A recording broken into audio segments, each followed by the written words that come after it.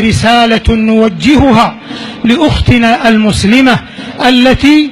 تؤم هذا البيت لتصلي فيه، فهي على خير وأجر عظيم، لكن عليها أن تحرص أن تتأدب بآداب الحرم بحجابها وعفافها وحيائها وحشمتها وعدم اختلاطها بالرجال، وأن تصلي في الأماكن المخصصة للنساء في أواخر صفوف الحرم. وقد قال النبي صلى الله عليه وسلم: لا تمنعوا إماء الله مساجد الله وبيوتهن خير لهن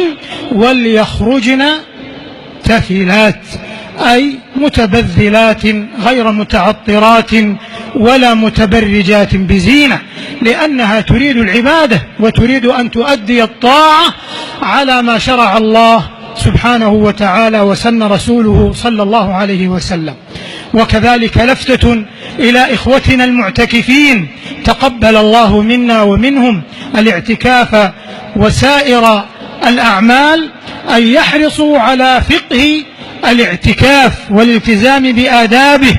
وأن يشغلوا أنفسهم بطاعة الله عز وجل، ولا ينشغلوا بالهواتف المحمولة أو التصوير أو إشغال المصلين في الحرم بمثل هذه الأمور الجانبية. وعليهم أيضا أن يحرصوا على الاعتكاف في المكان المخصص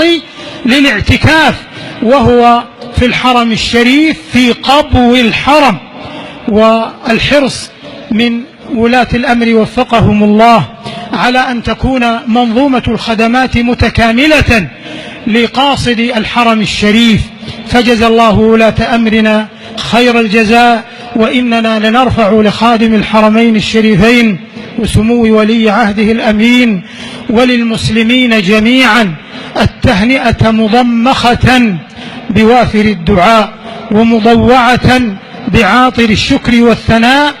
أن من الله علينا بحلول هذه العشر المباركة، والله في اغتنامها